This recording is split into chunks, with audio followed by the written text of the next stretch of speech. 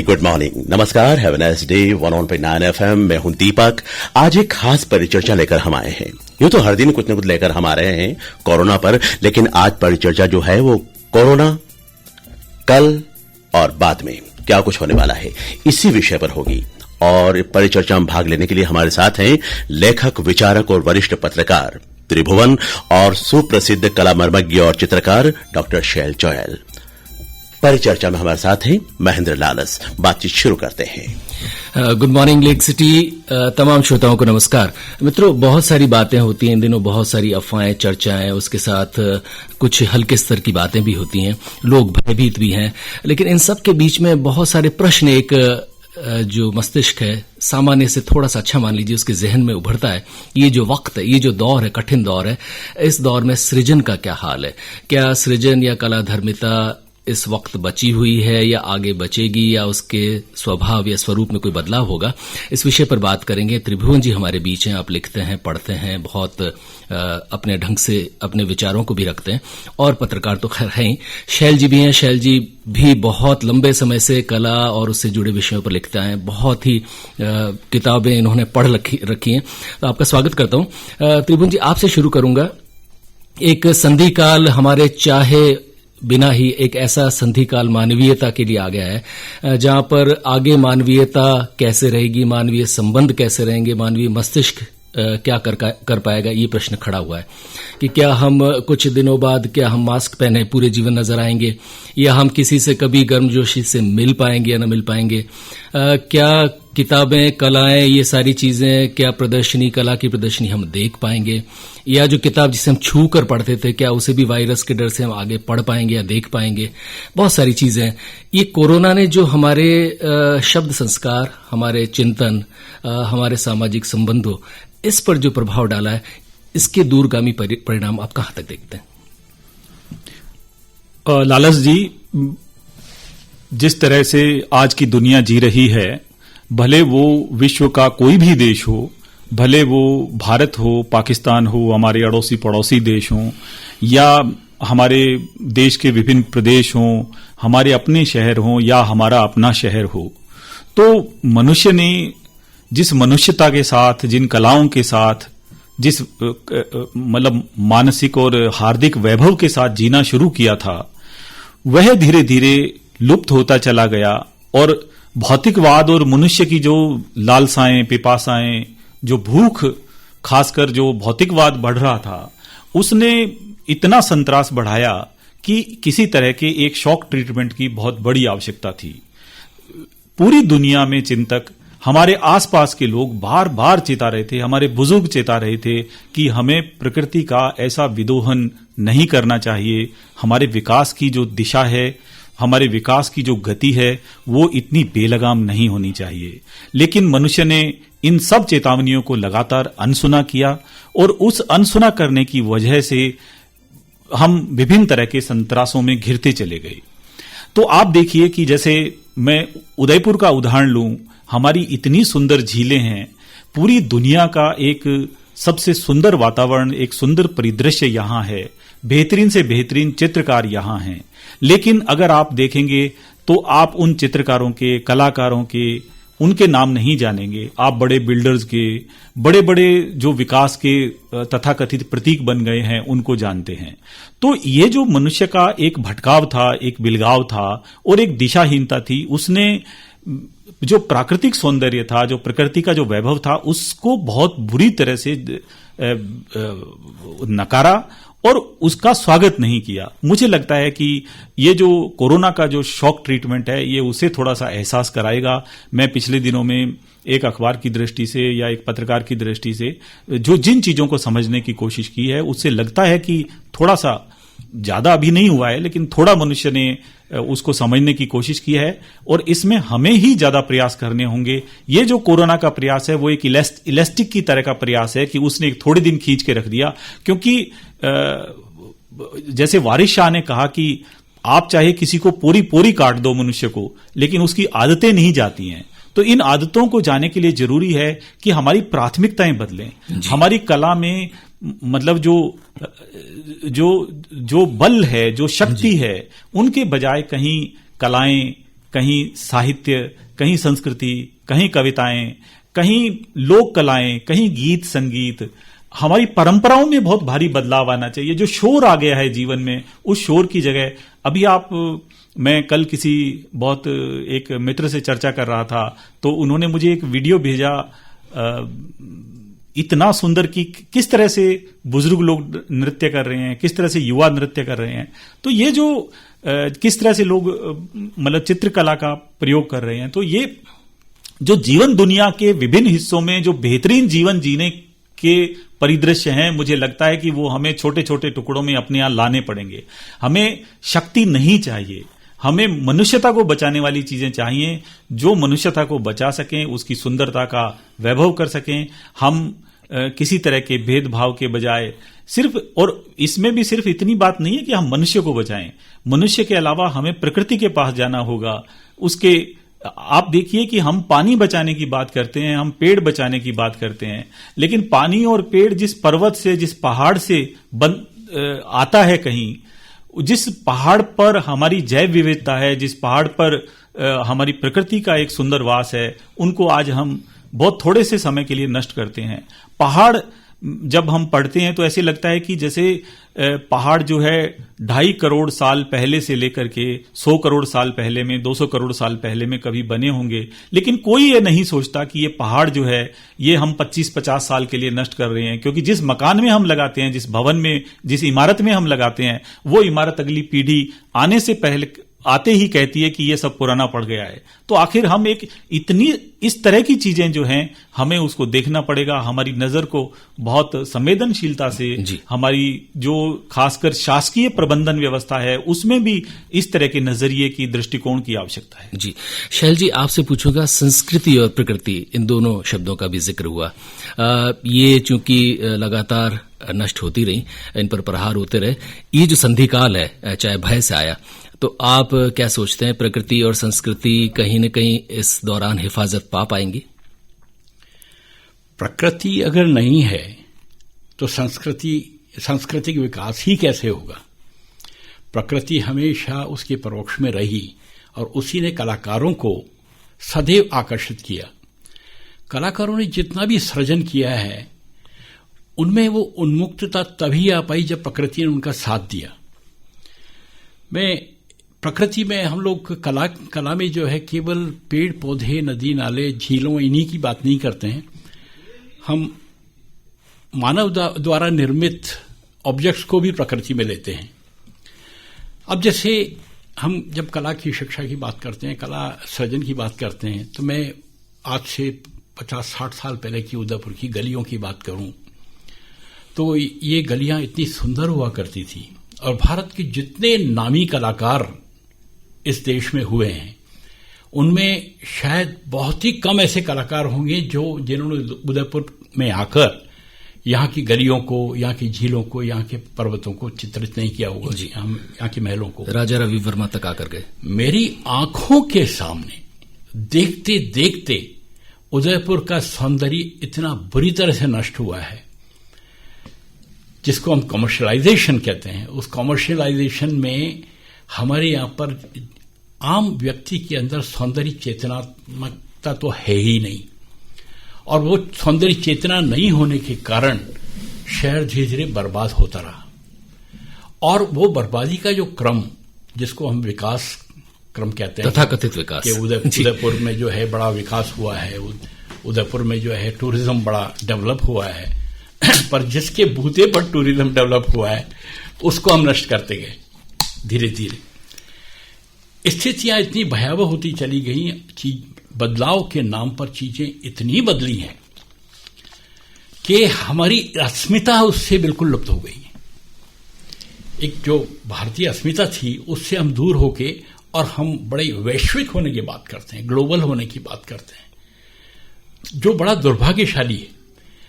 आज अगर मैं चित्रकला की या मूर्तिकला की बात करूं भारत में, तो हमारी ये समृद्ध परंपरा रही है इतने वर्षों की। उस परंपरा से विलग होकर विकास के नाम पर वैश्विक होने के लिए आधुनिक काल के अंदर मशीन ने जितना कलाकार का मन भ्रमित किया है।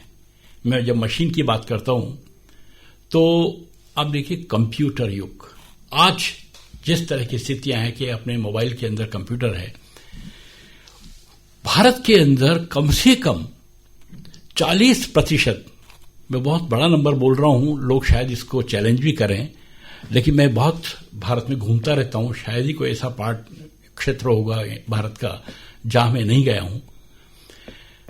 तो मेरा ये ऑब्जर्वेशन है कि भारत में 40% खासतौर से युवा कंप्यूटर जनित कला कर रहे हैं, जबकि हम कहते हैं कि कला जो है वो जीवन में को जो जीवन से संचारित होती है, जीवन को देखती है, उस जीवन में उसमें चित्रों में उल्लास भरती है, कला में उल्लास भरती है। यहां तो कंप्यूटर से फोटोग्राफ करता है कलाकार, फोटोग्राफ करके और उसके अंदर कमांड देता है, और कमांड देकर केवल ये कि देखो ये नया है, और माना जाए तो वो नया कितना है हमें पता है, पूरे विश्व में विदेशों के अंदर तो ऐसे बहुत सारे देश हैं, अमेरिका को ही ले लें, जहां पर कला का जन्म जो है आप ये समझ लीजिए कि सही तौर पे द्वितीय विश्व युद्ध के बाद हुआ है, उससे पहले अमेरिका कला के अंदर कहीं भी नहीं था। लेकिन आज दुर्भाग्य है कि हम वहां की कला को फॉलो कर रहे हैं, तो हमें प्रकृति और सृजनात्मकता इन दोनों के साथ में तारतम्य हमने नहीं बनाया तो हम शायद बहुत जल्दी खो जाएंगे। वैसे ही कोरोना वायरस जो है जी, ये इसने पूरी तैयारी कर ली है, और इसके पहले भी बहुत सारी इस तरह की आपदाएं आई हैं जी। हमें पता है टीबी का प्रकोप हुआ था, अभी इबोला और स्वाइन फ्लू, और उनसे भी कोई कम मृत्यु नहीं हो रही है। अगर आंकड़े उठाएं तो उनसे जितनी मृत्यु हो रही है उतनी इससे हो रही होगी। लेकिन जिस तरह का हवा इससे खड़ा किया गया है और हमें समाज के अंदर इतना दूर फैला दिया गया है, और कलाकार से अब पूछा जा रहा है कि आप जो है कैंप करिए। ये आज ही की बात है, मुझे एक कलाकार का फोन आया जयपुर से कि हम कैंप कर रहे हैं, आप अपने स्टूडियो के अंदर पेंट करिए और उसके फोटोग्राफ भेज दीजिए। ये प्रदर्शन काय को, अगर मैं कला का सृजन कर रहा हूं अपने स्टूडियो में, तो उसका प्रदर्शन करने की क्या जरूरत है? क्योंकि हम जब आर्ट कैंप्स में जाते हैं तो वहां पर हम एक दूसरे के साथ में वार्तालाप करते हैं, अपनी समस्याओं के बारे में सोचते हैं, कोई नई सोच है उसके बारे में सोचते हैं, राजनीतिक आर्थिक इन स्थितियों की बात करते हैं कि कलाकार का अस्तित्व क्या है। तो ऐसी स्थितियों के अंदर ये जो कोरोना वायरस है, इसने कितना नुकसान कर दिया है तो पता नहीं, लेकिन कितना करने जा रहा है ये बहुत विकराल रूप लेगा। जी त्रिभुवन जी, एक प्रश्न आपसे पूछूंगा। भय, धर्म भी बहुत बार भय का सहारा लेते हैं।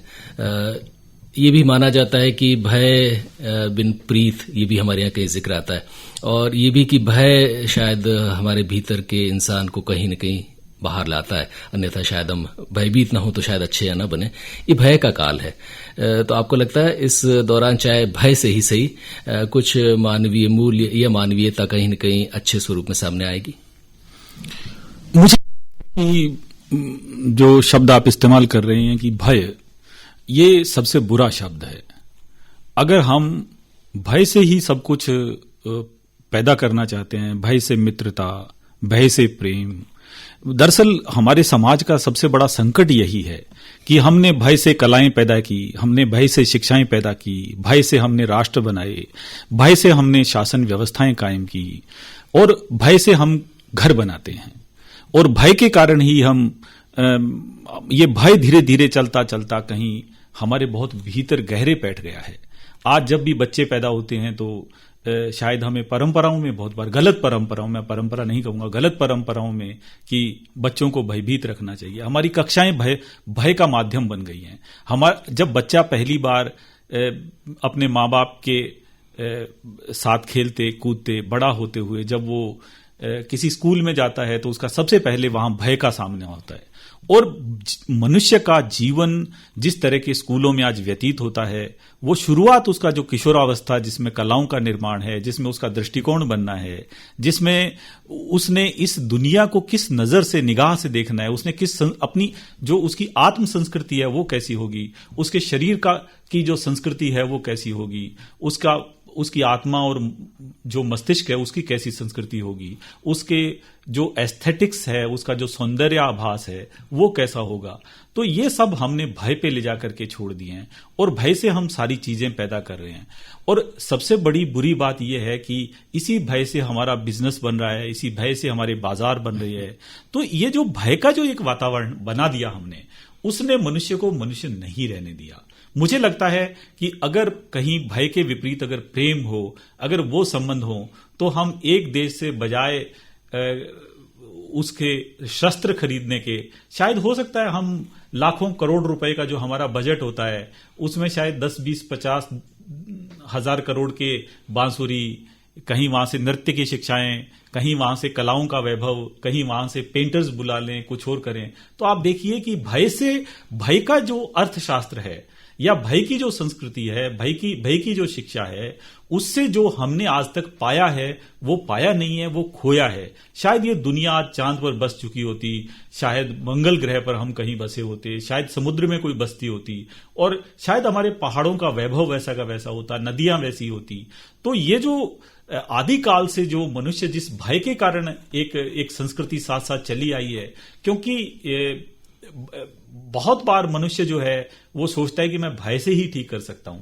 मुझे लगता है ये बिल्कुल ठीक नहीं है। आदमी जो प्रेम से ठीक कर सकता है, आदमी जो एक दूसरे के गले लग के ठीक कर सकता है, वो किसी भी शस्त्र से ठीक नहीं कर सकता। जी शैल जी, एक प्रश्न आपसे, ये कि जो हमारी परंपरागत संस्कृतियां हैं, कुआं, बावड़ी, मेले, प्रकृति के हम लोग परंपरागत रूप से नजदीक रहे, हमारे ऋषि भी जो है प्रकृति के नजदीक रहकर ही कुछ अच्छी बातें, प्रकृति का विज्ञान ही हमारे प्राचीन ग्रंथों में परिलक्षित होता है, खासतौर पर उपनिषदों में। ये जो प्रकृति का संबंध लोकाचार में तो अभी भी बना हुआ है, संस्कृति भी वहीं न कहीं प्रकृति के नजदीक, आदिवासी अभी भी भूखा भी हो तो भी नाच लेता है। तो ये जो प्रकृति से हमारा संबंध जो परंपरागत रूप से भारतीय मनीषा में, भारतीय लोकाचार में रहा, ये कहाँ, कब, कैसे खो गया? मशीनी युग के साथ साथ इसका आरंभ हुआ। अब देखिए, देश की आज़ादी हुई तब मैं बहुत छोटा सा था, लेकिन उसके कुछ ही क्षणों बाद, कुछ ही सालों बाद हम महसूस करने लगे कि हम धीरे धीरे जो है मशीन के गुलाम होते चले जा रहे हैं। जैसा मैंने थोड़ी देर पहले कहा था कि कला में मशीनें जो है कितना इंटरफेयर कर रही हैं, और कलाकार जो अभिव्यक्त करना चाहता है वो तो समाज में जो कुछ हो रहा है उसको देखकर ही करता है। आज आप देखिए कि जैसे त्रिभुवन जी ने भी भय की बात करी, उसको हम प्रकृति से जोड़ें कि जब यह भय कलाकार में पैदा होने लगा कि यार मैं प्रकृति चित्रण करते करते मुझे यहाँ पर रिकॉग्निशन नहीं मिलेगा, लोग इस आधुनिक युग में मेरी इस प्रकृति मेरा परिवार चित्रों को पुराना कहेंगे और मैं मॉडर्न पेंटर नहीं कहलाऊंगा। तो वो पिकासो या ब्राक की तरफ देखने लगता है, हिंदुस्तानी युवा कलाकार हुसैन या हेबर बेंद्रे इनकी तरफ देखने लगता है, जो दुर्भाग्य है। क्योंकि अगर आपकी निजी अभिव्यक्ति कला के द्वारा नहीं उभरती है, अगर उसका सृजन नहीं होता है, अगर उसका निर्माण नहीं होता है आपके निजी व्यक्तित्व का, तो आप उसके लायक है ही नहीं। तो प्रकृति से धीरे धीरे मशीनों ने हमें जो विलग किया है, वो लगातार मैंने अपने जीवन के अंदर ही 50-60 सालों के अंदर इतना तेजी से बदलाव आया है। और पिछले 15-20 साल में तो कमाल ही हो गया है, जब से कंप्यूटर जनित युग आया, कि अंगुलियां जो है वो चित्र बनाने लगी, दिल नहीं, हृदय नहीं। हृदय की आत्मा से, हमारी आत्मा से कुछ नहीं होगी। अब देखिए कि एक पिकासो की बड़ी विश्व प्रसिद्ध चित्र है ग्वेर्निका। स्पेन के अंदर बमबारी हुई थी और लोग वहां पर मर गए, पिट गए, लाशें बिछ गई। और पिकासो ने ये जब चित्र बनाया ग्वेर्निका, तो उस चित्र में बहुत बड़ा चित्र है, लेकिन बहुत फ्लैट उसके अंदर ट्रीटमेंट किया है कि एक आदमी जो है मरा हुआ पड़ा हुआ, उसके हाथ में डैगर है, डैगर टूटा हुआ है, एक बुल है, बैल है, उसकी आधी गर्दन एक तरफ जा रही है। इस तरह का पूरा सारा भयभीत वातावरण, युद्ध की जो विभीषिका है उसको उसने चित्रित किया। नाजी सेना के एक अफसर आके उससे पूछते हैं कि यू डिड इट, तो वो कहता है I didn't do it, you did it. वो हिम्मत हमारे कलाकारों में जब तक पैदा नहीं होगी तब तक हम पहले अंग्रेजों के गुलाम थे, अब शायद किसी और ने बागडोर संभाल ली, उनके गुलाम हो जाएंगे जी। और अल्टीमेटली हमें प्रकृति के नजदीक जाना ही पड़ेगा, जीवन वही है जी।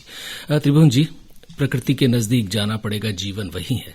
सच में जीवन तो वही है, क्योंकि हम जो सांस ले रहे हैं वो भी हमें अस्तित्व दे रहा है। ये बताएं कि क्या ये जो मौका है, संधि काल, संक्रमण काल, भय का काल, कुछ भी मानिए, इस दौरान क्या हमें प्रकृति के पास दोबारा जाने के कुछ संदेश मिलेंगे? और इस संक्रमण काल से निकलने के बाद क्या कहीं न कहीं हम वापस प्रकृति की ओर, ज्यादा नहीं तो कुछ लोग भी लौट पाएंगे? ऐसा कुछ सबक मिल रहा है या नहीं? नहीं, ऐसा नहीं है कि कोई सबक नहीं मिला है। अभी आप देखेंगे कि चाहे समाचार पत्र देखें, चाहे टीवी देखें, चाहे आप इंटरनेट के जो दूसरे माध्यम है उसमें जाएं, तो आप जब लोगों की उनकी निजी दुनिया में जाएंगे तो आपको दिखाई देगा कि लोग सितारे भी देख रहे हैं, लोग आसपास कोई अच्छी पेंटिंग है तो उसे भी तलाश करने की कोशिश कर रहे हैं, भले वो माध्यम उसका कंप्यूटर का या इंटरनेट का हो, या वो पुरानी जो पहले कभी कुदरत उसके से कहीं लुप्त हो गई थी। लोग अपने छतों पे खड़े होके आसपास जो पक्षी कभी देख नहीं पाते थे उनको भी देखने का एहसास कर रहे हैं। तो ये जो छोटी छोटी चीजें हैं, जो मुझे लगता है कि जो हमारे लोगों ने जो इंद्रियों का जो एक नैसर्गिक वैभव था उसको परे छोड़ दिया था, वो शायद उसने थोड़ा उनको याद करना शुरू किया है। और मुझे लगता है कि इस समय के साथ उम्मीदें जगी हैं और बढ़ी हैं, और शायद ये चीजें अगर निरंतरता पाएं और उनमें सातत्य रहे तो वो एक अच्छी चीज भी हो सकती है। और जो ये कोरोना के काल का जिस पे हम आज बातचीत करने यहाँ एकत्र हुए हैं, उससे ऐसा लगता है कि ये चीजें ठीक होंगी। तो अगर हम अपनी अच्छी आदतों को रख सकें और उनको बरकरार रखें, क्योंकि इस दुनिया में जब जब नई नई परंपराएं बनी हैं, जब कभी नई कलाओं का जन्म हुआ है, वो संकटों में ही जन्म लिया है। आप देखिए कि जब जब ये दुनिया, ये देश या हमारे समाज संकटों में आए हैं, तब तब बड़े लोगों ने जन्म लिया है, बड़े कलाकारों ने जन्म लिया है, बड़े संगीतज्ञ हुए हैं। लेकिन जब हम एक सामान्य जीवन और एक सुख का जीवन जीते रहे हैं, शायद उस समय नहीं हुआ। तो संकट भी हमें बहुत सारी चीजें सिखाते हैं और वो हमारी कलाओं को जन्म देते हैं। हमारी संस्कृति में हमें निरंतर इस तरह के संदेश मिलते हैं। जी मित्रों, रेडियो लेक सिटी पर दुनिया कोरोना से पहले और इसके बाद में बातें कर रहे हैं। हमारे साथ हैं त्रिभुवन जी और साथ में शैल चुयल जी। एक ब्रेक लेते हैं और सुनते हैं कुछ, उसके बाद वापस लौटते हैं। मैं मोहन सिंह, कांस्टेबल नंबर 83, तैनात थाना भोपालपुरा, हाल नाका हाइट चौकी में कोरोना वॉरियर्स हूँ। नमस्ते, मेरा नाम लक्ष्मी है। मैं राजस्थान होमगार्ड डिपार्टमेंट से हूँ। मैं हूँ कोरोना योद्धा। मैं यहाँ कलेक्टर चौकी पे तैनात हूँ। राम कुमार, हेड कांस्टेबल मेरा नाम है। भोपालपुरा थाने की चौकी है ये। हम कोरोना वॉरियर के हिसाब से हम यहाँ पे ड्यूटी में तैनात होकर कार्यरत हैं। मेरा नाम रीना राठौड़ है। मैं CSC पुवाना पर हूँ और कोरोना वॉरियर्स हूँ और मरीजों की सेवा करने के लिए तत्पर हूँ। नमस्कार, मेरा नाम देवेंद्र सामर है, बेल्ट नंबर 418। मैं होमगार्ड में हूँ और मैं हूँ कोरोना योद्धा।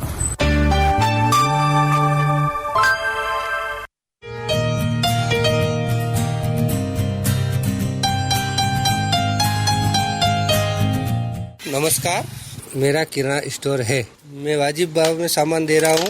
मैं भी एक कोरोना योद्धा हूँ।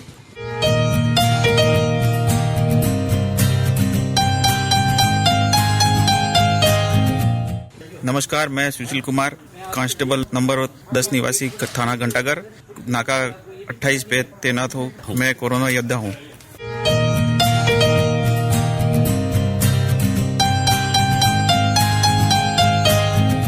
नमस्ते, मेरा नाम हरीश पुरोहित है। मेरी दूध की दुकान है। मैं उचित मूल्य पर दूध बेचता हूँ। मैं कोरोना योद्धा हूँ।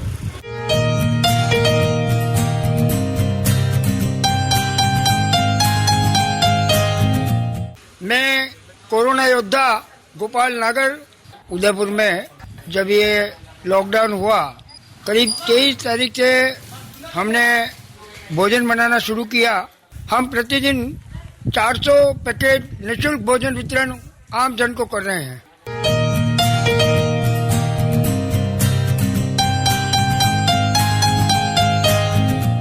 मैं शब्बीर खान। कोरोना योद्धा तो हम लोग भी हैं जो आम नागरिक की श्रेणी में आते हैं। आगे भी जो लॉकडाउन का टाइम है 3 मई का, तो 3 मई तक हम अपने आप को संयमित रखेंगे। आम नागरिक के रूप में मैं भी हूं कोरोना योद्धा।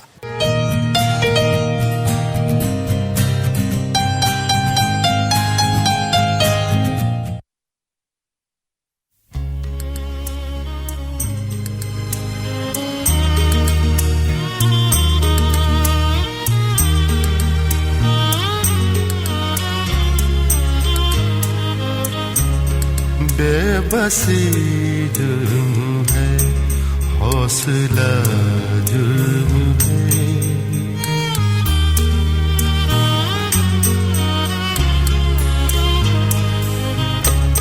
बेबसी जुर्म है, हौसला जुर्म है। जिंदगी तेरी एक एक अदा जुर्म है। बेबसी जुर्म है, हौसला जुर्म है।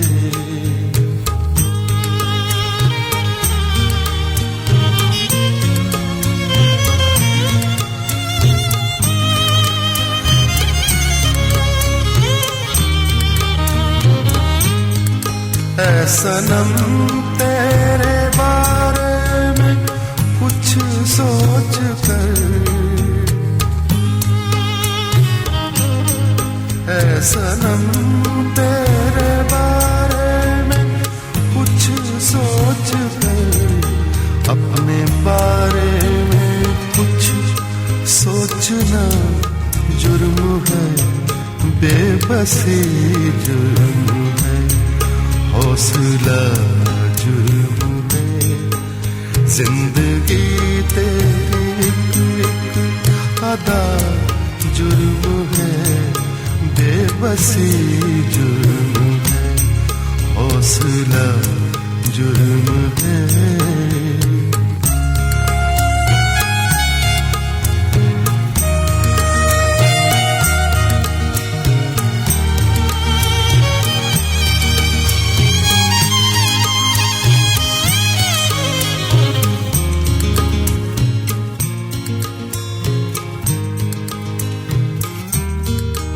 याद रखना तुझे मेरा एक जुर्म था। याद रखना तुझे मेरा एक जुर्म था। भूल जाना तुझे दूसरा जुर्म है। बेबसी जुर्म है, हौसला जुर्म है। जिंदगी तेरी एक अदा जुर्म है। बेबसी रेडियो लेक सिटी पर आप सुन रहे हैं एक चर्चा। विषय है दुनिया कोरोना से पहले, और बाद में हमारे बीच हैं त्रिभुवन जी और साथ में है शैल जोयल जी। त्रिभुवन जी, ये वक्त सिखाने का वक्त मान लीजिए, कुछ भी मान लीजिए, मनुष्य को यूं कहें कि प्रकृति के नजदीक लाने वाला, सोच विचार देने का, विवेक देने का वक्त भी मान लीजिए। लेकिन कहीं ऐसा तो नहीं कि मनुष्य प्रतीक्षा कर रहा है कि कुछ समय बाद जब स्थितियां सामान्य हो जाएंगी तब भाड़ में जाए प्रकृति, वापस लौटते हैं उसी आदिम स्वरूप पर। हाँ, मनुष्य की जो अब तक का इतिहास है और जिस तरह की आदतें उसकी रही हैं, उसमें आप जो कह रहे हैं वो काफी सही भी है।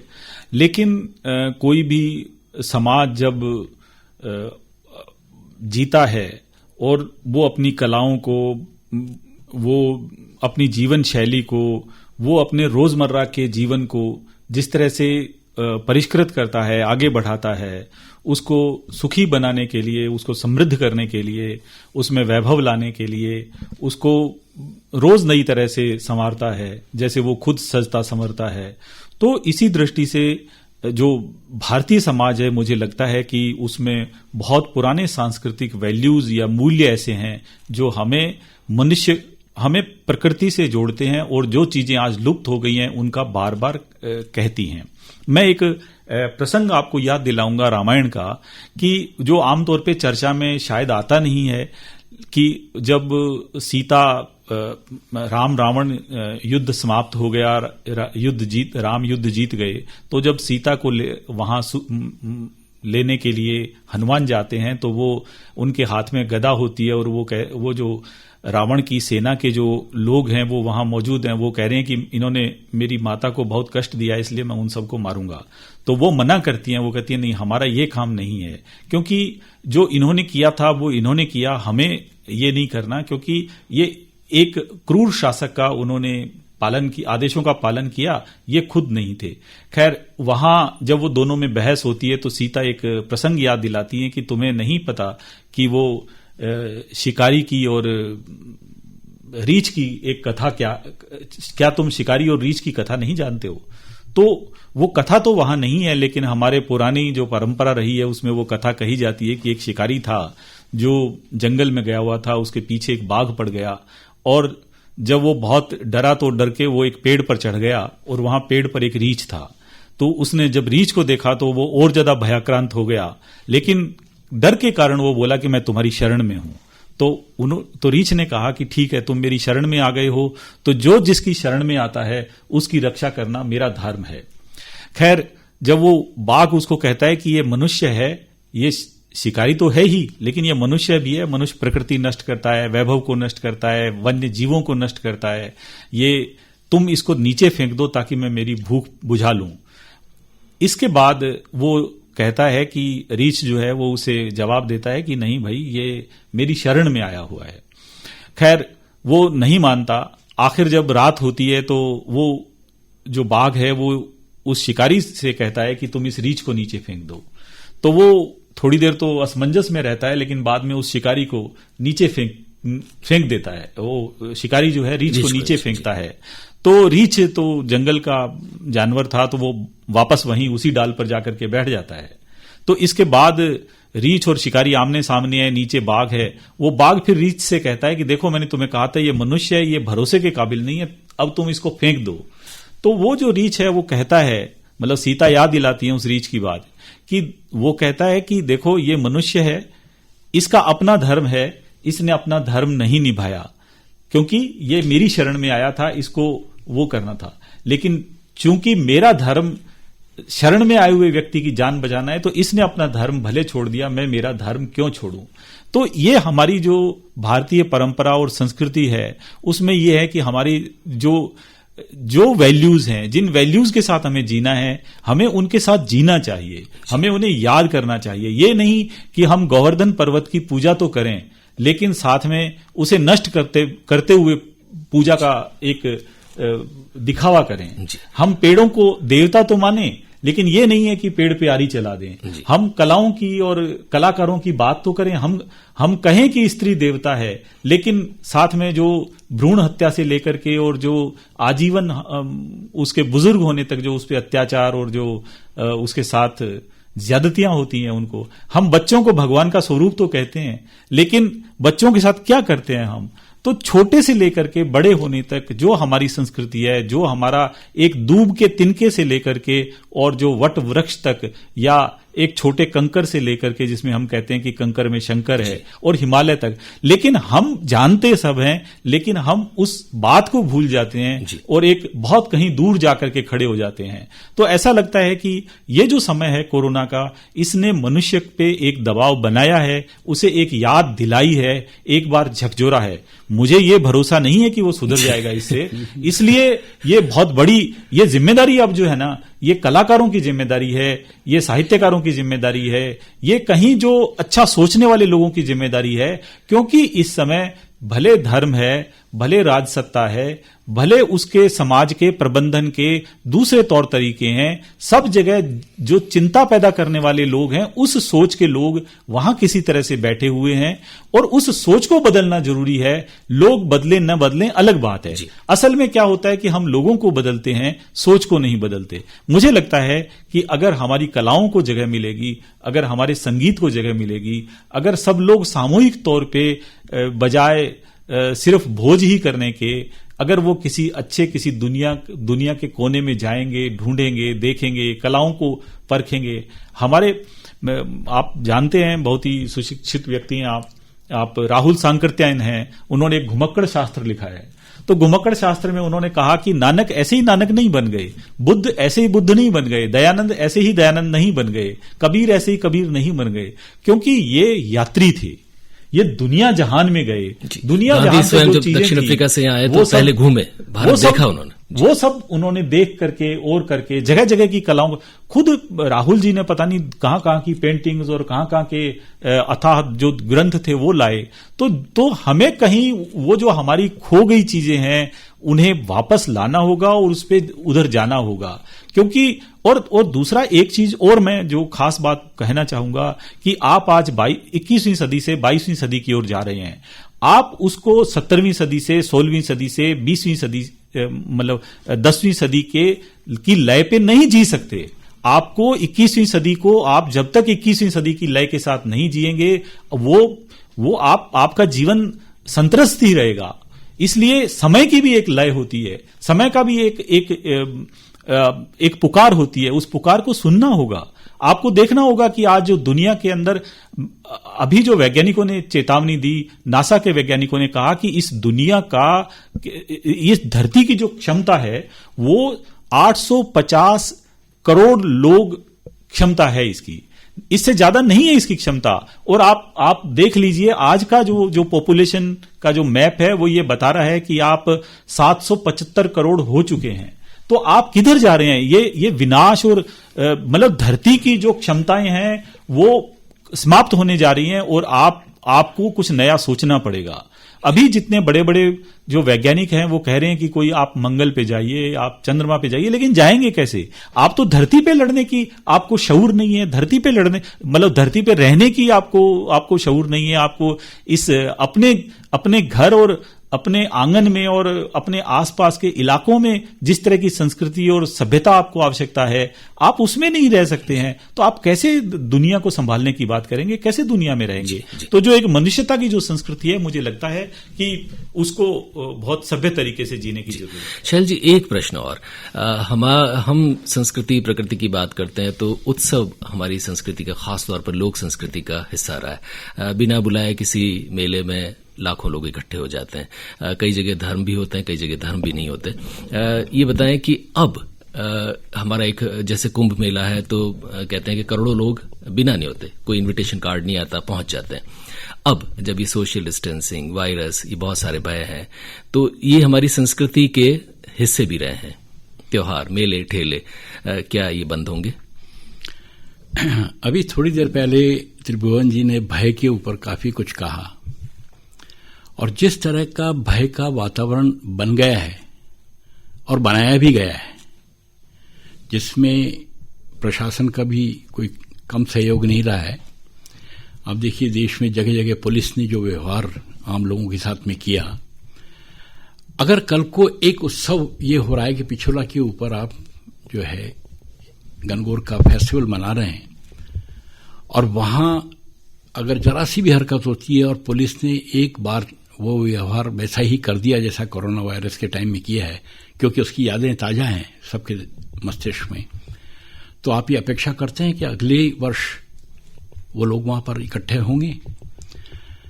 उत्सव हमारे जीवन से जुड़े हुए हैं, थे और रहने चाहिए, लेकिन इसमें जो है प्रशासन और सरकार का भी बहुत बड़ा सहयोग होता है। अभी आप देखिए कि जो सारा का सारा वातावरण पूरी दुनिया में बना है, हम कहते तो हैं वासुदेव कुटुंब की बात करते हैं, लेकिन ये है। अब देखिए आक्षेप चाइना के ऊपर दिया जा रहा है कोरोना वायरस का। ईश्वर जाने कि उन्होंने वास्तव में लैब में ऐसा किया कि नहीं किया, ये चीजें तो बाद में धीरे धीरे रिवील तो होंगी। लेकिन इसको लेकर एक देश दूसरे देश के ऊपर थोपता रहेगा और अपने देश को महान कहता रहेगा, तो हम भी वही कर रहे हैं। हम ऐसा नहीं है कि हमने कुछ अलग से अपनी संस्कृति से बहुत कुछ सीख लिया हो। हम भी जो है छोटे छोटे राज्य की भाषाओं की बात करते हैं, फिर जाति की बात करते हैं, और जाति के बाद में फिर देश की बात करते हैं। और आप तो जानती हैं आजकल देशभक्ति जी एक बहुत बड़ा मुहावरा बन गया है कि आप देशभक्त हैं कि नहीं। अगर आप से मैं सहमत नहीं हूं तो मैं देशभक्त नहीं हूं, ये इस वातावरण के अंदर। तो आप ये समझिए कि इसका असर उत्सवों पर तो पड़ने वाला है, अपेक्षणीय है, बच नहीं सकते। और इन उत्सवों से कला उपजती है, कला का क्या हश्र होगा, मैं तो अभी से भयभीत हूं ये सोचकर। जी त्रिभुवन जी, आप क्या कहेंगे? कलाओं के हश्र को लेकर शैल जी भयभीत हैं। देखिए, कलाएं जो हैं वो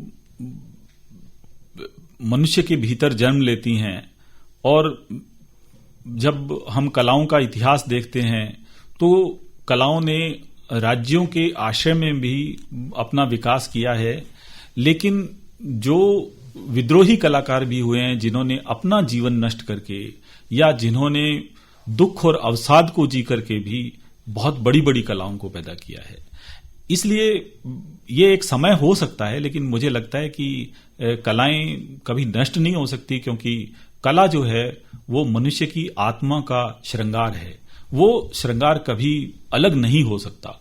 तो चाहे किसी भी देश की, किसी भी विश्व व्यवस्था की कोई भी सत्ता कितनी भी सुदृढ़ हो जाए, कितनी भी क्रूर हो जाए, कलाओं के अंकुर फूटेंगे और वो कहीं दूर नहीं हो सकते।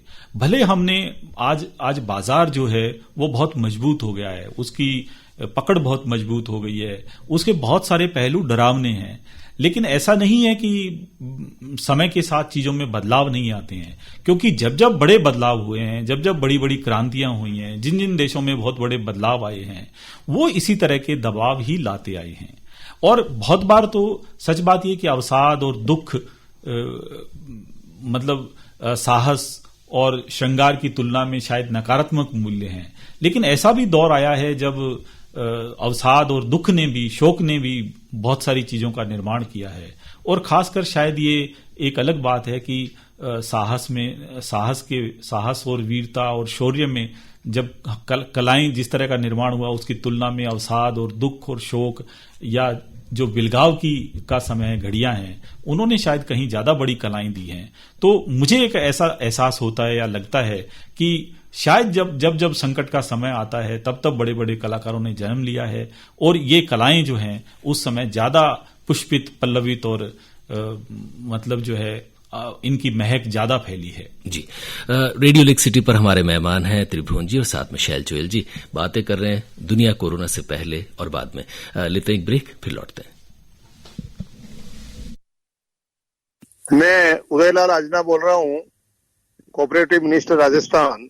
पूरे विश्व में कोरोना की महामारी चल रही है, जिससे हम सब प्रभावित हैं, जिसमें राजस्थान अपना प्रदेश भी अछूत नहीं रहा है। लेकिन जो सरकारों ने गाइडलाइन जारी कर रखी है, उन सब का पालन करते हुए हमें अपने जीवन को बचाना है, और साथ ही इस कोरोना महामारी पर विजय हासिल करनी है। निसंदेह आर्थिक परेशानियां भी काफी हो रही है, आवागमन में भी असुविधा हो रही है, लेकिन उसके बावजूद भी इतनी महामारी को झेलने के लिए सब कुछ बर्दाश्त करना पड़ रहा है।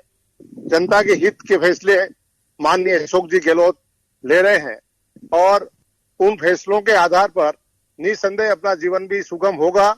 लेकिन महामारी से लड़ने के लिए कुछ परेशानियां तो झेलनी पड़ेगी, लेकिन हमें सबको मिलकर डट के इसका मुकाबला करना है, और सरकार के निर्देशों का पालन करते हुए अपने परिवार की और अपने साथियों की जीवन रक्षा के लिए ये कष्ट उठाना नितांत आवश्यक है।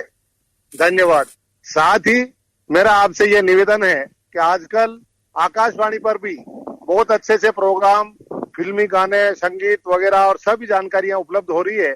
तो आकाशवाणी से बराबर संपर्क में रहें, बराबर सुनते रहें, ताकि देश विदेश में क्या हो रहा है उसकी भी सब जानकारी आपको समय समय पर मिलती रहे।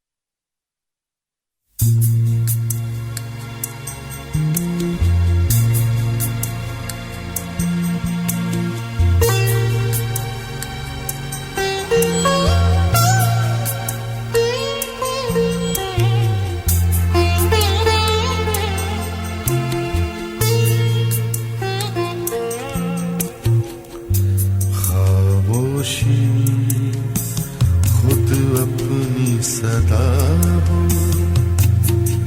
ऐसा भी हो सकता है। खामोशी खुद अपनी सदा हो, ऐसा भी हो सकता है। सन्नाटा है गूंज रहा, सन्नाटा है गूंज रहा हो, ऐसा भी हो सकता है। खामोशी खुद अपनी सदा हो, ऐसा भी हो सकता है।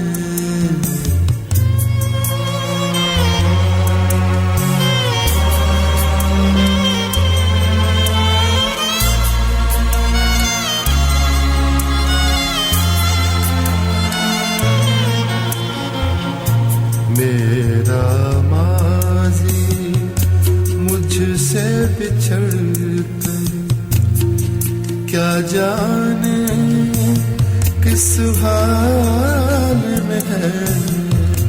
मेरा माज़ी मुझसे बिछड़ कर क्या जाने किस हाल में है। मेरी तरह वो भी तन्हा हो, मेरी तरह वो भी तन्हा हो, ऐसा भी हो सकता है।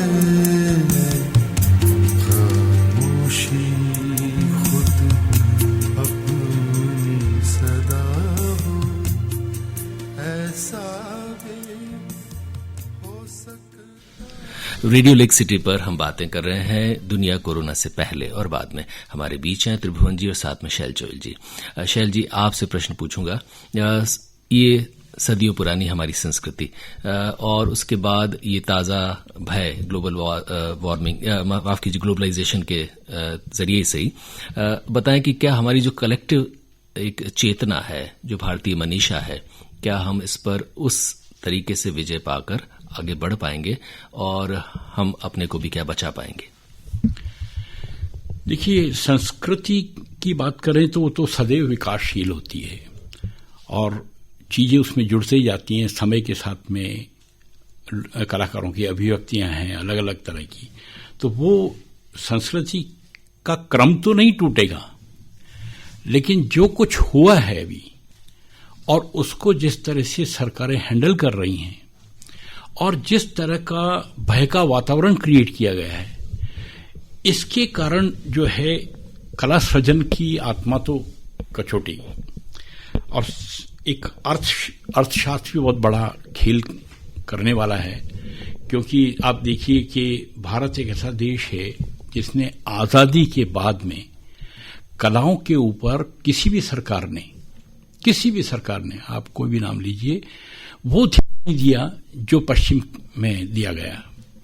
हम कहते रहे हमारा देश कला और संस्कृति का देश है और धर्म का देश है और दर्शन की बातें करते हैं, लेकिन कलाओं को जिस रूप में लेना था, हमारी कलाओं को जिस तरह से उनको संभालना था, वो हम नहीं संभाल पाए। और आज के वैश्विक युग के अंदर अपनी संस्कृति की बात को संभाल के रखना इतना आसान भी नहीं है। ये भय, ये संस्कृति का प्राचीन संस्कृति, उसकी निरंतरता, ये सारे के सारे प्रश्न बनकर खड़े होंगे आने वाले समय में। इससे हम बच नहीं सकते। जी त्रिभुवन जी, आप क्या कहेंगे? इस दहलीज को लांघकर क्या इन चीजों को बचा पाएंगे, बचेंगी या नहीं? कोरोना का जो संकट आया है उसने हमें कई चीजें सोचने को दी हैं। खासकर अभी जैसे आप भारतीय मनीषा की बात कर रहे हैं, लेकिन कोरोना का संकट जो है वो ये बताता है कि हम सिर्फ भारतीय मनीषा से नहीं बच सकते। हमारे जो दृष्टिकोण है उसमें बहुत भारी बदलाव लाने होंगे। कि जैसे चीन है तो वो चीन अपने चीनी दृष्टिकोण से नहीं सफल हो सकता, अमेरिका अपने अमेरिकी दृष्टिकोण से नहीं हो सकता। तो ये जो आज का जो मनुष्य था, जो अपने अपने प्रायद्वीप बना करके उसी को एक अपनी दुनिया समझे हुए था, शायद वो दौर अब बदलना चाहिए। अगर वह नहीं बदला है तो संकट कायम रहेंगे। जैसे ही हम भारतीय मनीषा को चीनी मनीषा से या रूसी मनीषा के साथ या यूरोपीय मनीषा के साथ या स्कैंडिनेवियन जो देश हैं उनकी मनीषा के साथ या अफ्रीकी मनीषा के साथ अगर जोड़ेंगे और वो सकारात्मक ढंग से जोड़ेंगे, पूरी दुनिया एक दूसरे के अनुभवों से सीखेगी बजाय उनसे घृणा या उनको कमतर आंकने के, तो मुझे लगता है कि कोरोना जैसे कितने ही संकट आए हम उनसे पार पा लेंगे। लेकिन अगर कोरोना से कोई बहुत छोटा संकट भी आया और अगर हम पुरानी मनीषा के साथ या जो पुरानी हमारी सोच थी उसी से जकड़े रहे, उसी पे चलते रहे, उसी संकीर्णता पे अड़े रहे, तो मुझे नहीं लगता कि कोई हल होगा। इसलिए ये एक नया एक ऐसा पड़ाव है, एक ऐसा समय है जो मनुष्य को कहता है कि आप 21वीं सदी में पैदा हुए हो। ये धरती जो 21वीं सदी की है, आप इसी लय और इसी की ताल के अनुसार आप चलो और मनुष्यता को आप ग्रहण करो। क्योंकि जो मनुष्य में जितने भी पुराने दृष्टिकोण हैं उनको भी एक नई तरह से परिभाषित करने की आवश्यकता है। भले वह ईश्वर का दृष्टिकोण है। हो सकता है दुनिया में बहुत लोग मतलब जो कलाओं में जो लोग हैं वो शायद नास्तिक हैं और नास्तिक लोगों ने शायद ज्यादा बेहतरीन कलाएं पैदा की हैं, लेकिन जो ईश्वर का जो दृष्टिकोण है शायद उनको ये भी मानना होगा कि ईश्वर की अगर आप बात करते हैं, अल्लाह की अगर आप बात करते हैं, गॉड की अगर आप बात करते हैं, तो वो शायद पूरे चराचर के लिए है, वो किसी भारतीय एक थोड़े से हिस्से के लिए या कुछ लाख लोगों के लिए या कुछ करोड़ लोगों के लिए नहीं है। तो ये जो दुनिया है इसको इसी दृष्टिकोण से समझना पड़ेगा और हमारी जो मनुष्यता की जो मनीषा है उसकी जो अंतः सलीला है वो किसी एक देश की नहीं है, वह किसी एक संस्कृति की नहीं है, वह पूरी मनुष्यता की है। तो हमें मनुष्यता की तरफ जाना होगा, हमें प्रकृति की रक्षा की तरफ जाना होगा, हमें जो प्राकृतिक जो संसाधन और सौंदर्य हैं उनकी परवाह करनी होगी। तो जो मनुष्य है, प्रकृति है और जो इन सब के अलावा जो जीव जगत है उसकी भी हमें चिंता करनी होगी, क्योंकि ये हमने अब तक सिर्फ जो हमारा मानवतावाद भी था उसमें भी कहीं सिर्फ मनुष्य केंद्र में था, नहीं उससे नहीं काम चल सकता। अब ये कोरोना ने बताया है कि आपको जो प्रकृति के जो पेड़ पौधे जीव जगत, आपकी जो जैव विविधता है, और दूसरा सिर्फ राजनीति या प्रशासन नहीं, सिर्फ आपके जो अट्टालिकाएं हैं वो नहीं, सिर्फ खूबसूरत और जो आपने बाजारों के जो मंजर क्रिएट किए हैं वो नहीं, आपको कहीं पूरी प्रकृति जिस रूप में मिली थी उसको संवारना होगा और उसके उस श्रृंगार को स्थायी रखना होगा और मनुष्यता के साथ जीना होगा, उसे आपको भय मुक्त करना होगा। इसके बिना आपका कोई रास्ता नहीं है आपके पास। जी त्रिभुवन जी आपका बहुत बहुत आभार, साथ ही शैल चोइल जी आपका भी बहुत बहुत आभार। मित्रों, यही एक उम्मीद कि ये जो संक्रमण काल है इसके बाद जब भी हम खिड़की खोलें तो जो मानवीयता और उसके साथ साथ प्रकृति और अस्तित्व से हमारा जो जुड़ाव उसे वापस ताजा करेंगे और ऐसे ही एक मनुष्य या यूं कहें पूर्ण रूपेण मनुष्य बनकर वापस कोरोना की जंग से सामूहिक रूप से लड़कर निकलेंगे। बहुत बहुत आभार मित्रों, मैं आभार व्यक्त करता हूं। यह है रेडियो लेक सिटी और मेरे साथ थे दीपक मेहता और लक्ष्मण व्यास।